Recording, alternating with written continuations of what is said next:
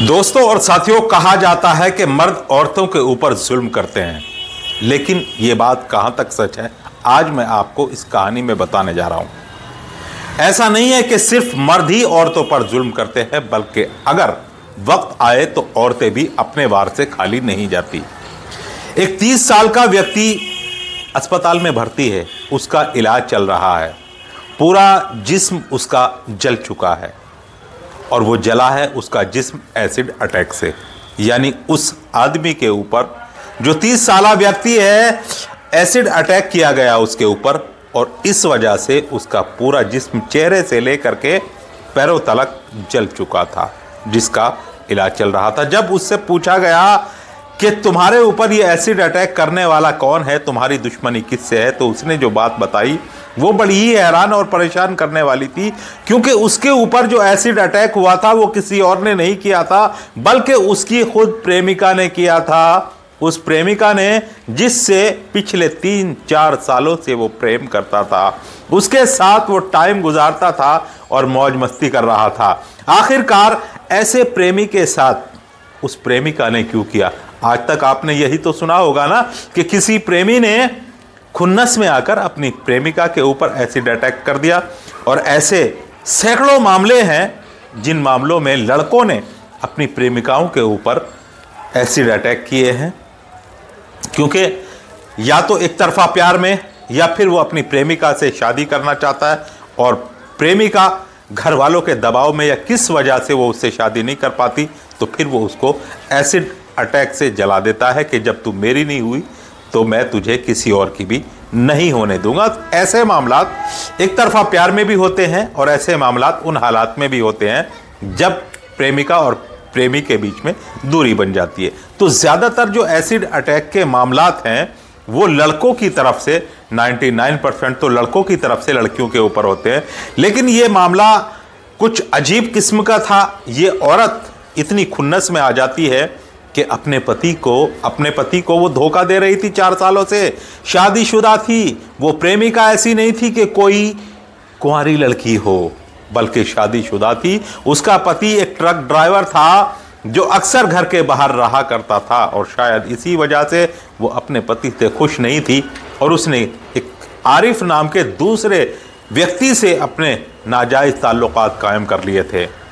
नाजायज़ ताल्लुकात का यह सिलसिला जब 4 सालों तक चलता रहा तो आरिफ उससे परेशान हो गया। आखिर एक सीमा होती है किसी भी चीज़ की, और इंसान कब तक अपने परिवार से, अपने बच्चों से, अपनी बीवी से बेवफाई करता रहेगा। जब कोई भी गलत काम इंसान करता है ना, तो गलत काम तो वो करता रहता है, लेकिन उसके जिस्म के अंदर एक ऐसी चीज़ है ये दिल, कि उस दिल में कहीं ना कहीं एक हुक उठती है जिसको आप ज़मीर भी कहते हो। वो ज़मीर उसको कचोटता है गलत काम करने पर। देखिए, अच्छे इंसान जब काम करता है ना, अच्छे इंसान जब कोई भी काम करता है अच्छे काम, तो अच्छा काम करने के लिए सब तारीफ़ें करते हैं, सब उसको खुशी का इजहार करते हैं, उसका अंदर से मन भी खुश होता है। गलत काम इंसान जब करता है तो कहीं ना कहीं वो ज़मीर उसका कचोटता है कि यार तू गलत काम कर रहा है। तो पूरी कहानी मैं इससे ज़्यादा आपका टाइम ख़राब नहीं करूँगा। पूरी कहानी में आपको विस्तार पूर्वक बताऊँगा कि आखिरकार ये मामला क्या था, ये कैसे हुआ, क्यों हुआ, और फिर तेज़ाब का अटैक होने के बाद उस लड़के के ऊपर, और जब उस लड़के की जो प्रेमिका थी उसके घर वाले को पता चलता है कि उसकी घरवाली पिछले 4 सालों से उसके बाहर जाने के बाद वो उसके ताल्लुकात में आ जाती थी और 4 सालों से वो उसको धोखा दे रही है। तो फिर क्या होता है, तो पूरी कहानी विस्तार पूर्वक आपको एक शुरू से आखिर तक मैं सुनाऊंगा। सभी दोस्तों के नाम बारी बारी से लूँगा। आपको याद दिलाना होता है कि लाइक ज़रूर कर दिया करें, और आपका ये चैनल अपना चैनल है, इस चैनल का हिस्सा बने, इस चैनल का परिवार बने। इससे ज़्यादा और कुछ नहीं कहूँगा। लाइक और कमेंट ज़रूर कर दिया करें। दोस्तों, ये कहानी है सियालकोट की। सियाल में एक ट्रक ड्राइवर होता है जिसकी रोज़मर्रा की ज़िंदगी, जिसके घर का खर्च उसकी ट्रक ड्राइवरी से ही चलता है। उसकी बीवी है रुखसाना। रुखसाना एक कम उम्र की लड़की, जब ट्रक ड्राइवर से उसको शादी के बंधन में बांध करके ब्याह दिया गया। जहां ट्रक ड्राइवर की उम्र 24 साल थी तो रुखसाना की उम्र महज अभी 15-16 साल थी। दोस्तों, हमारे हिंदुस्तान का कानून जो है वो ये है कि लड़की की उम्र 18 साल होने से पहले उसकी आप शादी नहीं करा सकते, कानूनन अपराध है। लेकिन अब से कुछ साल पहले हिंदुस्तान में भी आपने देखा होगा कि जब ये अपराध नहीं माना जाता था और लड़की के बालिग होने के बाद, वो हिंदू धर्म हो या मुस्लिम धर्म हो, लड़की के बालिग होते ही 14-15 साल के उसकी शादी करा दी जाती थी कम उम्र में। लेकिन आपको मैं बताऊं, पाकिस्तान में आज भी ऐसा कोई कानून नहीं है कि लड़की की उम्र की कोई सीमा रखी हो कि भाई 18 साल या 16 साल या 20 साल, इससे पहले आप शादी नहीं करा सकते। यह कानूनन अपराध है।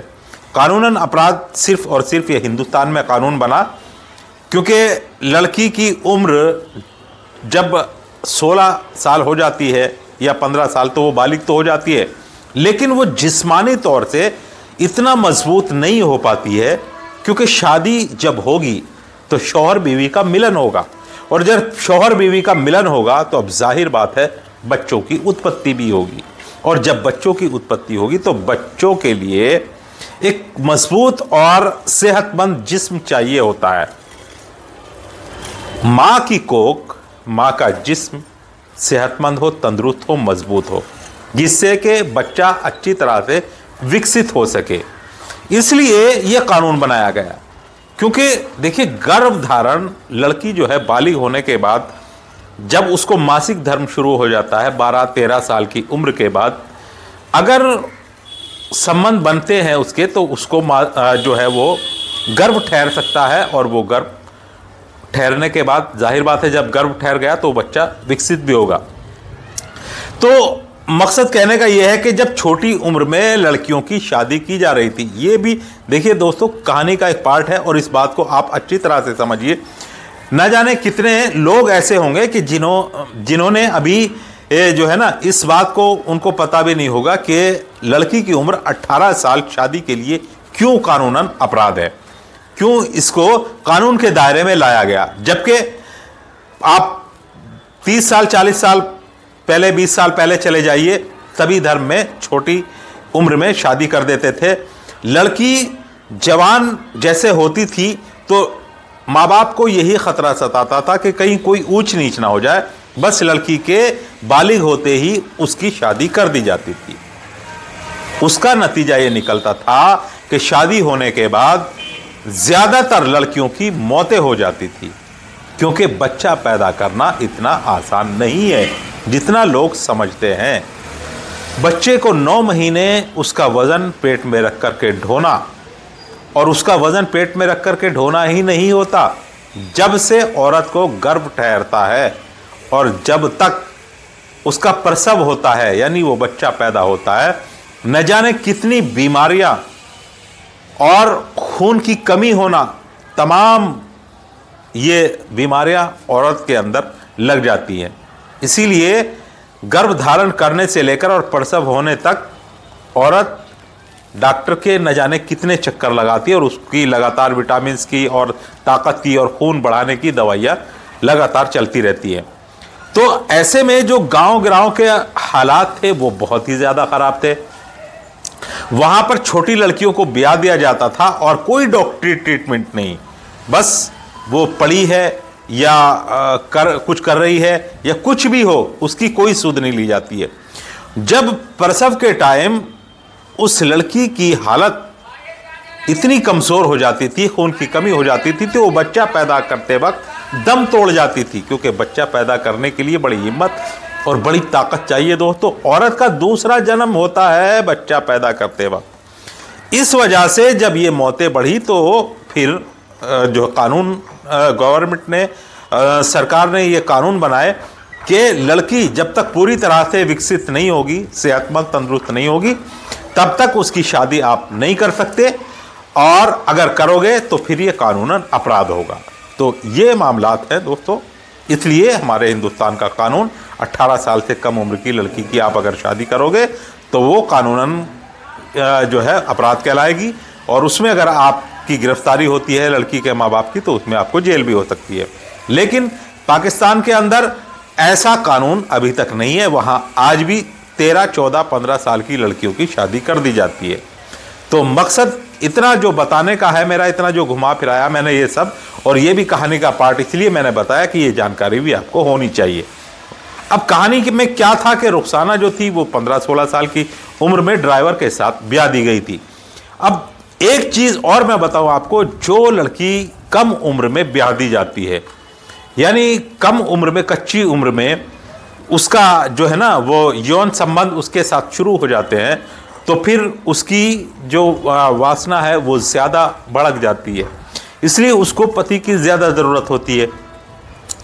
अब क्या होता है कि इसका पति था ड्राइवर, ये जो था वो 2-2, 3 दिन, 4-4 दिन, 5-5 दिन ये बाहर रहता था, हफ्तों भी नहीं आता था। वहाँ ये रुखसाना जो थी अकेली, वो बड़ी परेशान रहती थी, करे तो क्या करे। अब इसी एरिया में जहाँ पर ये रहती थी सियालकोट में, एक इसके पड़ोस में किराए पर रहने आता है एक लड़का, फैक्ट्री में काम करता था। अब उसकी जॉब वहाँ लगी थी, वो दूसरे शहर का था लेकिन वहाँ उसकी जॉब लगी थी, तो उसी मोहल्ले में रुखसाना के सामने वाले मकान में वो किराए पर कमरा ले लेता है। अब किराए पर जब कमरा लेने के बाद वहाँ वो रहने लगा, तो रुखसाना की आदत थी कि अपने घर में वो अकेली रहती थी। कभी उसने तेज़ आवाज़ में रेडियो में, मतलब डैग में, जैसे कि डैग होता था या आपका कोई भी टेप रिकॉर्डर, तो उसमें गाने चला दिए और गाने सुन रही है, छत पर टहल रही है, बाल खुले हैं, ये हालात थे उसके। जब ये जो किराएदार था इसका नाम था आसिफ, जब आसिफ की नज़र 1-2 बार उस पर पड़ी तो एक लड़की जो अभी 16-17 साल की, और जाहिर बात है शादी होने के बाद वो और खिल गई थी, उसकी सुंदरता में निखार आ गया था। और क्योंकि कोई भी लड़की जब शादी होने के बाद वो ससुराल जाती है तो उसका रहन सहन सब कुछ बदल जाता है और वो पहले से ज़्यादा सुंदर लगने लगती है। यही रुखसाना भी थी, उसकी खूबसूरती में 4 चांद लग गए थे, ऊपर से बाल खुले, ऊपर छत पर टहल रही है। ये किराएदार लड़का 1 बार देखा, 2 बार देखा, इग्नोर करता रहा, लेकिन जब रोज़ रोज़ उसको देखता तो अब इसको भी इंटरेस्ट होने लगा इसमें। रुखसाना ने जब इस लड़के की, आसिफ की नज़र अपने ऊपर, अपनी तरफ देखी तो ये भी इसकी तरफ खींचने लगी, क्योंकि ये अकेली रहती थी। अपने शौहर की जुदाई में ये बस इसी तरह से टाइम पास किया करती थी। पड़ोसी होने के नाते दोनों ने एक दूसरे को जान लिया था। रुखसाना को पता चल गया था कि है तो ये भी शादीशुदा, लेकिन ये अपने बच्चों से दूर यहाँ पर रहता है, खाने कमाने के लिए आया है, अकेला रहता है। इधर आसिफ ने भी रुखसाना के बारे में जान लिया था कि कम उम्र में शादी हो गई है, शौहर बाहर रहता है, अक्सर आए दिन जो है वो ड्राइवरी करता है तो बाहर ही रहता है। तो दोनों को एक दूसरे के पास आने में ज़्यादा समय नहीं लगा, क्योंकि जब ये पहली बार कोई लड़का किसी लड़की के पास या कोई आदमी किसी औरत के पास आता है तो उसको बड़ा अच्छा लगता है, लेकिन जब कुछ समय बीत जाता है तब उसको महसूस होता है, जब उसका ज़मीर जागता है ना, तो तब उसको पता लगता है कि यार ये तू गलत कर रहा है। आसिफ और रुखसाना के बीच में भी यही हुआ।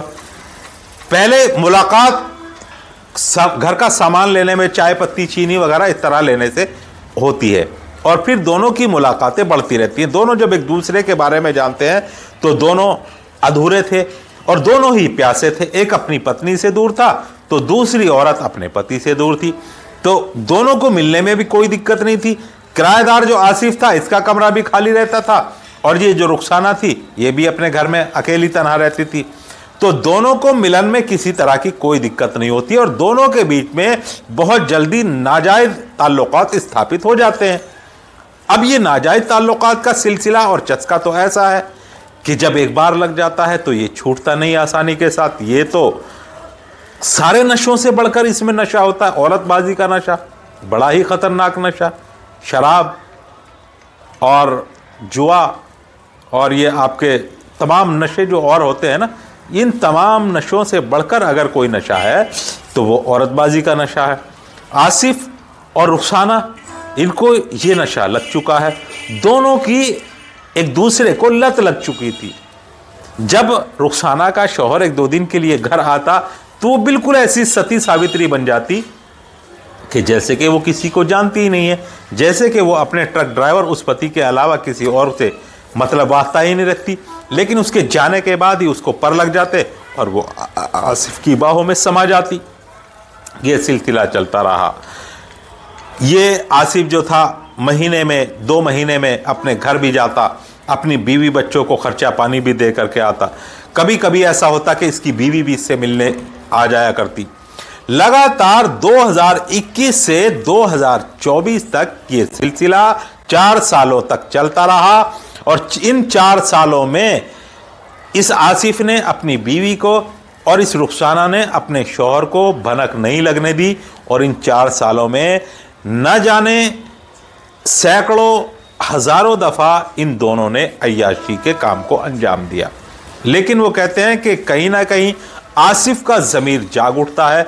उसने सोचा कि यार तू गलत कर रहा है, आगे तेरे बच्चे हैं, बीवी है, अगर किसी को पता चल गया तो बड़ी बदनामी होगी, तेरे बच्चों को लोग क्या कहेंगे, बेटियां हैं तेरी। ये सब कुछ देख करके उसका ज़मीर जाग उठा और उसने किनारा करना शुरू कर दिया रुखसाना से। और वहाँ से जहाँ वो सियालकोट में नौकरी करता था वहाँ से उसने नौकरी छोड़ करके वापस अपने शहर चला जाता है। रुखसाना से बहाना बनाता है कि मेरे बेटे का एक्सीडेंट हो गया है, मुझे इमरजेंसी जाना पड़ेगा, 10-5 दिन मुझे लग सकते हैं। उसको ये नहीं पता था कि इसने नौकरी यहाँ से ख़त्म कर दी है। अब वो बहाना बना करके चला जाता है। 2 दिन रहा, 4 दिन, 10 दिन, 20 दिन, वापस नहीं आता। ये औरत बड़ी परेशान। जब इसको हकीकत का पता चला, ये इसके ऑफिस गई और वहाँ जाकर इसने पता किया कि कितने दिन की छुट्टी लेकर के गया है आसिफ यहाँ से, तो उसके ऑफिस से उसे पता चला कि वो छुट्टी लेकर नहीं गया है, बल्कि यहाँ से तो वो बिल्कुल ख़त्म करके गया है, अपना इस्तीफ़ा दे करके सौंप करके हमें। अब इसकी आंखें जो खुलती है कि ये आसिफ उससे पीछा छुड़ा करके गया है। ये उसको फ़ोन करती है, कोई नंबर थे इसके पास, इससे फ़ोन करती है। तब आसिफ ने बताया कि देखो रुखसाना, तुम मुझे छोड़ना नहीं चाहती थी, लेकिन मेरा मन कहीं ना कहीं अब भर चुका था तुमसे और मुझे एहसास होने लगा था कि मैं अपनी बीवी के साथ गलत कर रहा हूँ।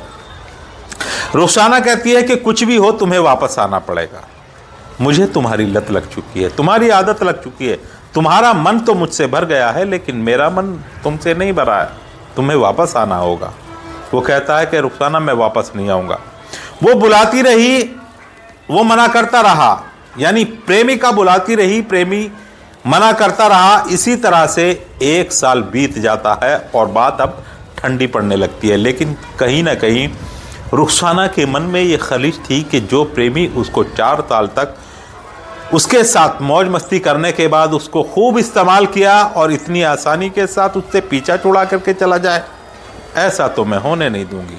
मैं सूद समीत सारे अपने 4 साल के जो उसने मेरे साथ रिलेशन बनाए हैं ना, सब का हिसाब लूँगी। या तो मुझसे वो इसी तरह से ताल्लुकात कायम रखेगा, नहीं तो फिर उसका अंजाम बहुत बुरा होगा। उसने एक ख़तरनाक प्लान बनाया और उस ख़तरनाक प्लान को बनाने के बाद 1 साल बाद ये अपने प्रेमी को आने के लिए मजबूर करती है। कहती है आसिफ, तुमने मेरे साथ 4 साल गुजारे, उन 4 सालों का वास्ता यार 1 साल हो गया तुम्हें मुझसे दूर गए हुए। बस 1 दिन के लिए मेरा शौहर जो है ना वो बाहर गया हुआ है, लंबे टूर पर गया हुआ है, 3-4 दिन वापस नहीं आएगा। तुम 1 दिन के लिए मेरे पास आ जाओ। आज यार तुम्हारी बड़ी याद आ रही है, तुम्हारे साथ मैंने जो टाइम गुजारा है ना, उन पलों को याद करके मैं वक्त गुजारती हूँ। अब 1 साल गुजर गया है, हम दोनों को अलग हुए, मुझे भी एहसास हुआ कि मुझे तुमसे दूरी बनानी चाहिए और अपने शौहर के साथ रहना चाहिए। लेकिन सिर्फ और सिर्फ पुराने रिश्तों का हवाला देकर मैं तुमसे 1 रात मांग रही हूँ, 1 रात तुम मुझसे मिलने के लिए आ जाओ। ये आसिफ जो था पिघल जाता है, औरत के तिरिया चरित्र में फंस जाता है। औरत के तिरिया चरित्र में फंसा, पिघल गया, वापस आ गया रुखसाना के पास। वादा कर लिया कि मैं आ रहा हूँ, कल को तैयार रहना। रुखसाना तैयारी कर लेती है जो उसने प्लान बनाया था। राजी से मानेगा ठीक है, नहीं मानेगा तो फिर ये फार्मूला आजमाऊंगी। जब आसिफ आता है, गले मिल जाती है, उसको टूट कर उससे प्यार करती है। पूरी रात दोनों के बीच में वासना का खेल खेला जाता है। अब ये रुखसाना उससे कहती है कि देखो, आज तुमने पुरानी यादें ताज़ा कर दी हैं और आज मैं तुमसे बहुत खुश हूँ, अब तुम मुझे कभी मत छोड़ना। आसिफ कहता है, रुखसाना कैसी बातें कर रही हो, तुमने जो मुझे बुलाया है सिर्फ एक रात के लिए, मिलने के लिए बुलाया था, रात गई बात गई, अब मैं सुबह वापस अपने घर जाने के बाद और अपने बीवी बच्चों में अपनी ज़िंदगी गुजारूंगा। कभी ऐसा हुआ करेगा तो महीना 2 महीना में 4 महीना में कभी मैं मिलने आ जाया करूंगा तुमसे, लेकिन परमानेंटली मैं तुम्हारे साथ नहीं रह सकता। इसी बात को लेकर दोनों के बीच में बहस हो जाती है। बहस हो गई, बात बढ़ी। अब जो इसने प्लान करके रखा था उस प्लान पर अमल करने का टाइम आ गया। ये रुखसाना कमरे से उठकर बाहर जाती है और इसने एक टब में, टब होते हैं ना घरों में छोटे छोटे कपड़े वपड़े धोने के औरतें रखती हैं, उस टब में तेजाब घोल करके रखा था पहले ही, एसिड बढ़िया वाली क्वालिटी का, खतरनाक वाला, वो घोल के रखा था पहले ही। उस तेजाब को ये उठाती है, सुबह लगभग 6-7 बजे का टाइम, सुबह हो गई थी। उस तेजाब को वो टब उठा करके लाती है और बैठे, वो उस वक्त में अपने फ़ोन में कुछ देख रहा था, इस तरह से उसका ध्यान फ़ोन में था, और ये टब लाती है और उसके ऊपर उंडेल देती है, पूरा का पूरा बढ़िया क्वालिटी का तेजाब बनाया हुआ था उसने, अच्छी मात्रा में, ज़्यादा पानी वानी उसमें डाला नहीं था, क्योंकि इसके इरादे इतने ख़तरनाक थे कि अगर मान गया, इसने मुझसे वादा कर लिया और इसी तरह से आता रहा तो और यहीं रहने के लिए, तो ठीक है, नहीं तो वो उसको तेजाब डाल करके किसी और के लायक उसको छोड़ेगी ही नहीं। ये कहता है ना कि मैं अपनी बीवी के साथ वफादार रहना चाहता हूँ और बीवी के साथ खुश रहना चाहता हूँ, अब ये किसी और के लायक रहेगा ही नहीं। उसी टब को वो जब उसके ऊपर उंडेल देती है तो वो तड़पने लगता है। उस तेजाब की जलन से उसने चीखो पुकार मचा दी। आसपास के बगल के लोग जब उस चीख पुकार को सुनते हैं, यार बराबर वाले कमरे से रोने चिल्लाने की आवाज़ आ रही है, मामला क्या है? जब सब लोग आकर के वहाँ देखते हैं तो वहाँ तो मामला ही उलट था। वो बिस्तर पर बैठा हुआ है, उसके ऊपर पूरा नीचे से ऊपर तक तेजाब उसके ऊपर पड़ा हुआ है, और इधर उधर वो हाथ पैर मार रहा है, तो वो तो बिस्तर पर तेजाब, जो उसने टब में पानी वो बनाया था वो सब उसके ऊपर बिखर गया था। इधर को करवट ले रहा है तो इधर से जल रहा है, इधर को करवट ले रहा है तो इधर से जल रहा है। तो अब उसको आनन फानन में वहाँ से उठा करके अस्पताल ले जाया जाता है, बर्निंग अस्पताल। और अस्पताल ले जाने के बाद उसको जिस्म के कपड़े वपड़े तो जल ही गए थे, जो उसके जिस्म पर और बाकी कपड़े बचे थे थोड़े बहुत, वो सब काट दिए जाते हैं और उसको एक बॉक्स में, जैसे कि जले हुए इंसान को रखा जाता है, इसी तरह से उसको रख करके उसका ट्रीटमेंट शुरू किया जाता है। और पुलिस आती है, पुलिस उसके बयान लेती है। अब ये जो तो रुखसाना थी उसको भी गिरफ्तार कर लिया जाता है। जब गिरफ्तार हो गया तो अब ये जो ट्रक ड्राइवर था, इसको पता चला कि यार मेरी बीवी ने किसी आदमी को जला दिया। ये आता है, पता लगा कि मेरी बीवी 4 सालों से किसी गैर आदमी के रिलेशन में थी, पता नहीं लगने दिया। दोस्तों, वो कहते हैं ना कि किसी, ये पाप जो होता है ना, ये नाजायज ताल्लुकात वाला पाप और ये मौज मस्ती वाला पाप, ये कभी कभी ऐसा होता है कि लंबे समय तक चल जाता है, किसी को पता भी नहीं चलता, लेकिन असबाब, सबब, वजूहात ऐसी लगती है कि एक ना एक दिन ये भांडा फूट करके रहता है। ये हमेशा छुपा नहीं रहता, कोई ना कोई इस तरह के मामलात पैदा ज़रूर होते हैं। अब ये ट्रक ड्राइवर आया, इसने सीधा पुलिस वालों से कहा कि जी इस औरत को मैं बचाना नहीं चाहता, इसने 4 सालों से मेरी आंखों में धूल झोंकी, गैर आदमी के साथ नाजायज ताल्लुकात में रही, अब ये इतनी हद से ज़्यादा बढ़ गई कि इसके साथ रहने के लिए इसने इसको मजबूर किया और ये नहीं माना तो इसने जला दिया। मैं बिल्कुल भी अपनी बीवी की ज़मानत देने के लिए या इसको बचाने के लिए कुछ नहीं करूँगा, आप इसको जेल में डालो, ऐसी औरत के साथ मैं नहीं रहूँगा।